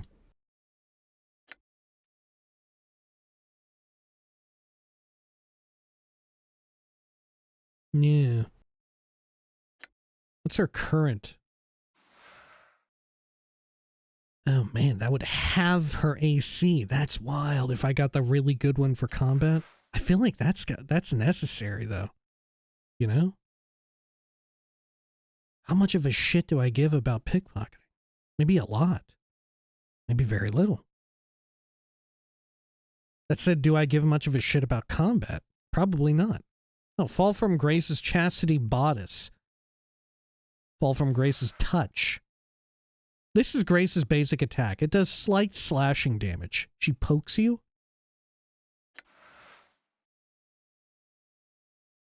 Fall from Grace's Earrings. +1 to all save throws, +5 resist to magic. Usable only by females. These are Fall from Grace's Earrings. They give her a slight amount of protection from spells and other magic. And like almost everything else, they look really good on her. Okay. Fall from Grace's Chastity Bodice. 5 AC, 5 weight. Usable only by her. Fall from Grace's Bodice is made from the tanned hide of some creature. Despite its prim and proper appearance, it does little to detract from Grace's sensuality. The bodice possesses no known powers other than some minor enchantments that prevent it from becoming dirty and repairs minor tears in the fabric.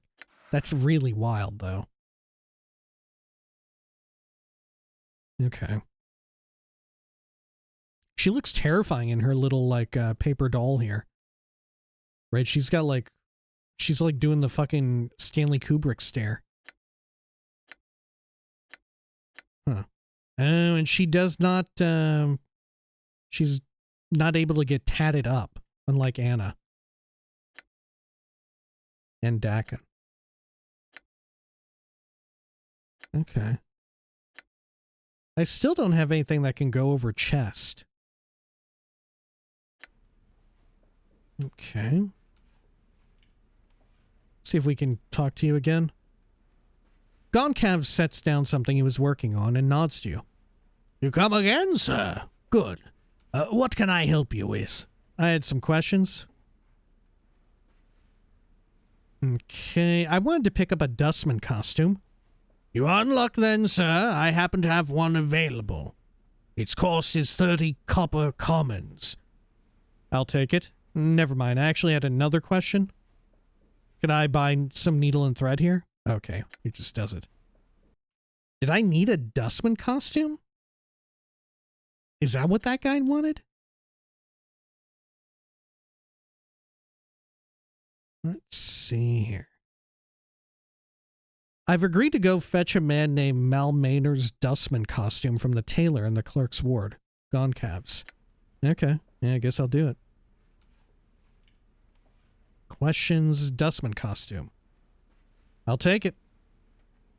Goncavs takes a set of neatly folded robes from under a counter. There you are, sir. I should warn you, though, if this is for the upcoming masquerade of Lord Eard, many folk are already attending as dustmen. I'll keep that in mind. Farewell, Goncavs. That's good to know, though, if we want to blend in. Okay. Done. Sure. How much money do we have? Not even enough to buy them some fucking cool shit here. Anything in the back of interest? Oh, this is like a changing room. I see.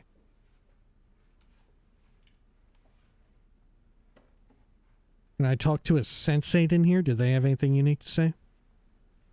Please, sir, I have things to do. I'd appreciate your leaving me be, if you'd be so kind. Farewell.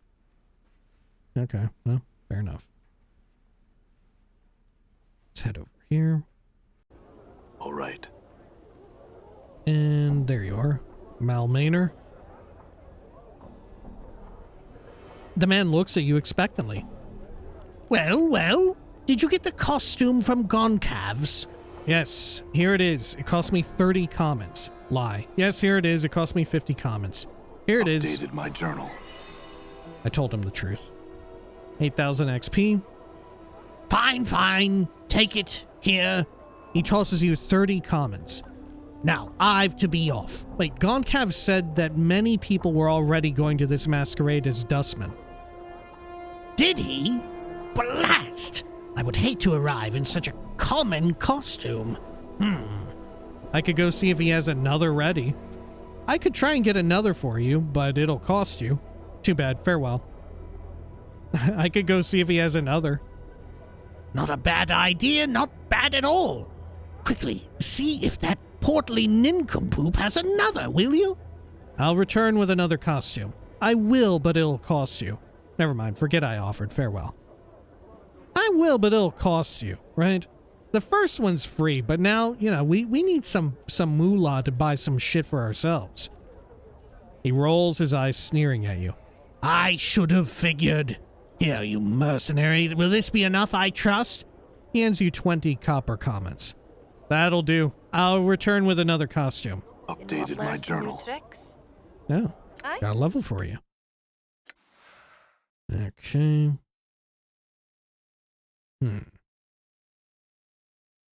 20 thief skill points, 3 HP, 2 from con. I guess I'll just pour it all into pickpocket. In case we need to do that. Okay.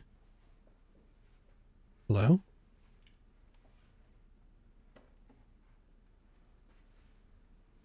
Alright, same as before. I had some questions. I wanted to pick up another different costume. Goncavs nods and smiles knowingly. The dustman's bit seemed a bit too common, after all, eh? Well, it just so happens that I have a godsman costume, if you would like. It shall cost you only 50 coppers. I'll take it. Goncavs retrieves a set of folded clothing and a heavy leather apron and work boots from under a counter. Here you are, sir. Enjoy the masquerade. Thank you, Goncavs. Farewell. All right. Okay. Godsman costume. These are well-crafted replicas of the plain, sturdy clothes and work boots that make up the typical Godsman's working garb. Unlike a true Godsman's clothing, however, these are made of fine materials and lined with silken padding. Done. Okay. The man looks at you expectantly. Well, did you get the costume from Gone Calves? Yes, here it is. It cost me 50 commons. Yes, here it is. It cost me 80 commons. Here it is. Updated my 50. journal. He makes a disgusted noise, snatches the costume from you, and shoves 50 coins into your hands. Now I've to be off. Farewell. Oh, there he goes. All right. So what is this? Under sigil, back to lower ward. Okay. Didn't I also need to go to the printer person for something, or did I already do that? Yeah, I needed to print out some shit. Huh. Oh yeah, the fake letters. That's Scofflaw pen. Okay. Here, I guess we can go do that before I forget. Lower ward.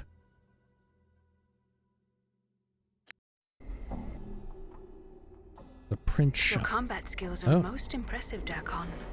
They are but specks upon Zerthamon's path. I'm gone. Okay. She's very talkative. I guess Mort was a little talkative, but really only to Anna. Mort didn't really ever talk much to Dakin. Ambiently like that, at least. Okay, over here. And the print shop.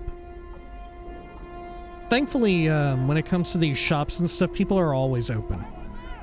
You know, I don't have to worry about, like, BG1 and 2, like, going around being like, okay, well, I guess we're gonna have to wait until... We're gonna have to pass some time for the shop to open or whatever. Or this person to come back to their house or whatever the hell. Okay, Scofflaw pen.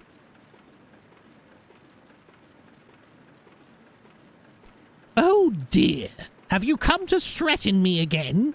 He seems supremely unconcerned. Transport me like that again and I'll kill you. How did you teleport me? I had a few questions for you. I had some questions. Do they have to do with work? Sort of, yeah. I'd like you to print up a love letter for me. A love letter, eh? Fine. It'll cost you, though.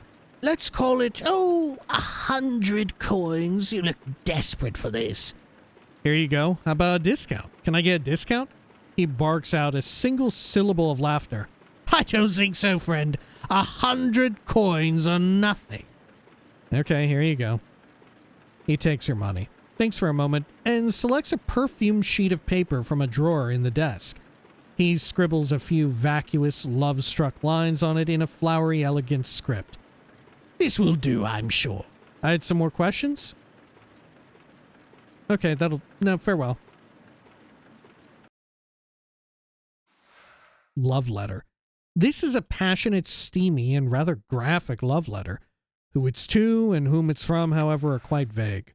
Is that the one that I just got, or is that a different one? I think that's the one I just got. Okay. All right. Then let's go down here.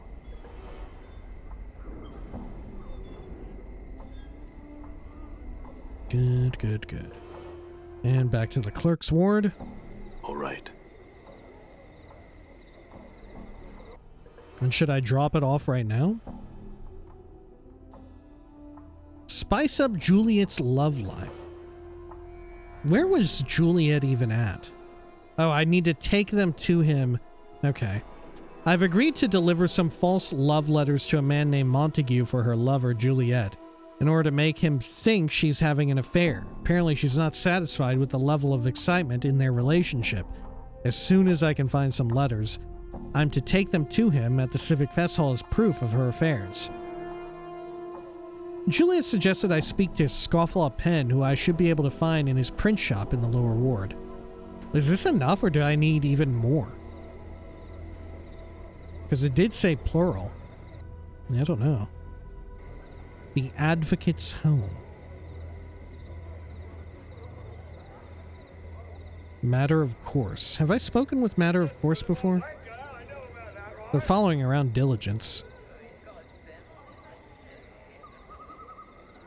The giant of a man wears an equally immense suit of ornate red armor. He regards you cautiously, but without fear as you approach him. Greetings. A booming voice echoes from within his great helm. Greetings, citizen. I am Matter of Course, bodyguard to Diligence, 4th Magistrate of the Ward. You must excuse me, for my duties lie at her side. Farewell. Farewell. Yeah, we talked to you. Okay, how about this little tent? You can't determine what this odd device is. There's someone in here? Oh yeah, there is. Someone named Boot Shiner. The young man smiles as you enter his tent, gesturing for you to sit down. Clean and wax your boots, sir. A wondrous shine for only 2 copper commons. No thanks, farewell. And a farewell to you, sir. Please return should you need your boots shined. Would I ever need that? All right. Okay. How odd. I'm gone. This also goes to Undersigil. Harmonium Officer. Okay, should I go into Advocate's home? Maybe. Why not? Ooh. All right. Anything else around here? It's an aquarium. The hell is that? This is a solid crystal tank with several fish frozen inside. This is a beautiful silver mirror. Okay. Hello, Advocate. I remember hearing about you, but I forgot what your deal was.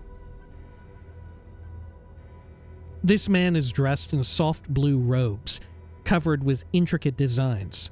Despite their opulence, however, the robes look wrinkled and worn. You place the man's age somewhere between middle age and early 60s. The worry lines make an exact determination difficult. As you enter, the man turns slowly towards you. As he does, you are suddenly struck with the terrible sense that you know this man, or did at one time. Ignore the man, explore the office. Greetings. Greetings? The man squints as if trying to place you. Yes, is there something that I can help you with? Who are you? I'm sorry, I think I entered the wrong shop. Farewell.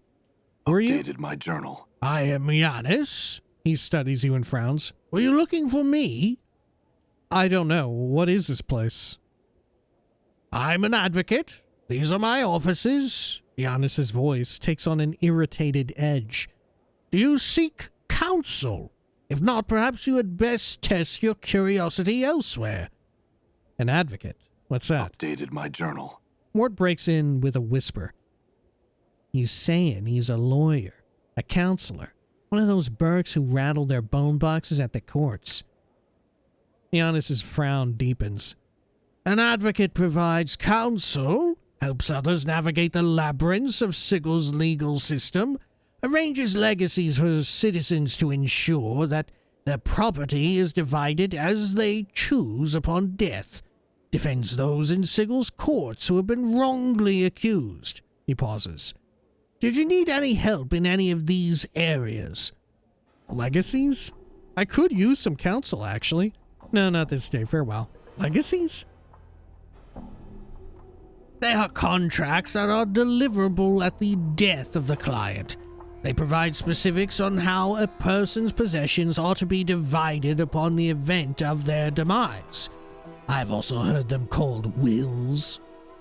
Are they anything like Dustman contracts? I see. Perhaps there is something else you can help me with. That is all I wish to know. Farewell. Are they anything like Dustman contracts? Oh my, no. The Dustman contracts, while they are deliverable at the time of the client's death, bequeath the client's body to the dustman. Not a pleasant business at all. but some who are poor of means find the Desmond contract to be a means of support. How would one go about invalidating a Desmond contract? I'm sorry, can you explain what a legacy is again? I see. Perhaps there's something else you can help me with? How would one go about invalidating a Desmond contract? Updated my journal. He frowned slightly. One that is already signed. Little or nothing can be done once the signature is in place. The Desmond contract is quite specific on the destination of the corpse after death. Without the destruction of the contract, there is really nothing that could be done. I see. Do I owe you anything for this information? I'm sorry, can you explain what a legacy is again? I see. Perhaps there's something else you can help me with? Thanks. That is all I wish to know. Farewell. I see. Do I owe you anything for this information? I am not the sort to charge others for giving them aid of this sort. He smiles slightly. I am an advocate, not a rug merchant, and greed is not permitted to step into my office. Well, thank you. I'm grateful. Perhaps there is something else you can help me with. Very well. What can I help you with? Are you all right? Have we met before? Who are you again? What is this place again? What's an advocate again? Nothing today. I must take my leave. Farewell. I'll do these first two. Are you all right? You must excuse me. As of late, I've been beset by troubles. I'm afraid it has been a rather trying time these past few years. Anything I could help with? What troubles? I see. Perhaps there is something else you can help me with. I'm sorry to have disturbed you. I hope your situation improves. Farewell. What troubles?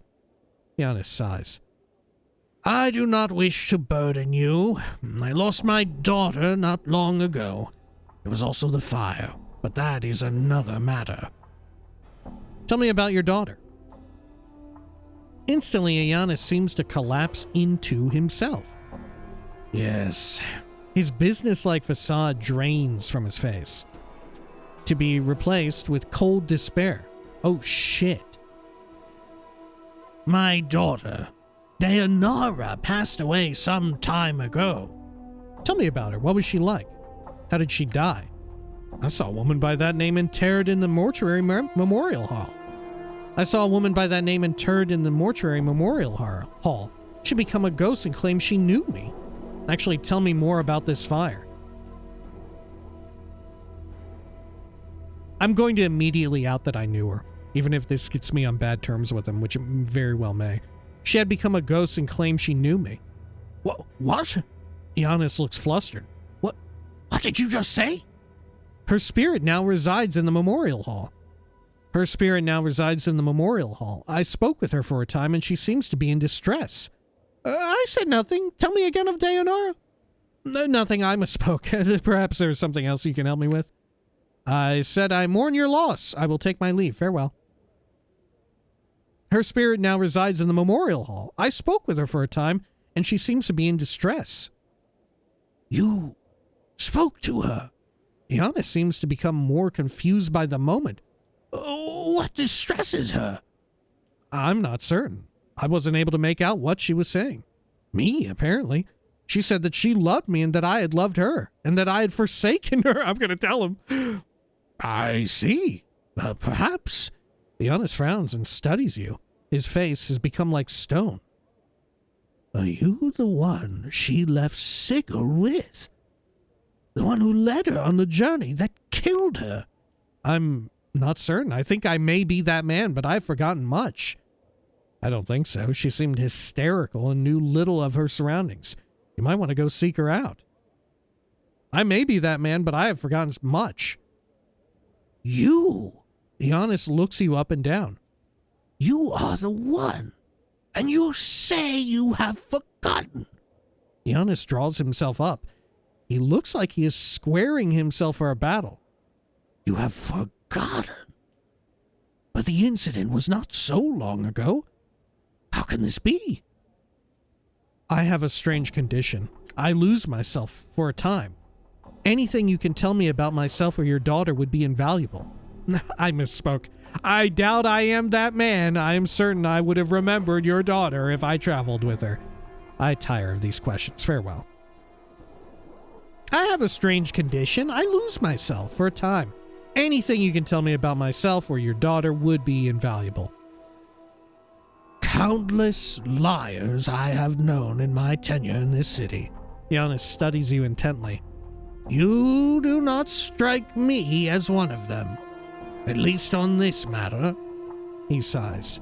If you truly do not remember, then whatever befell you and my daughter on your journey must have left deep scars.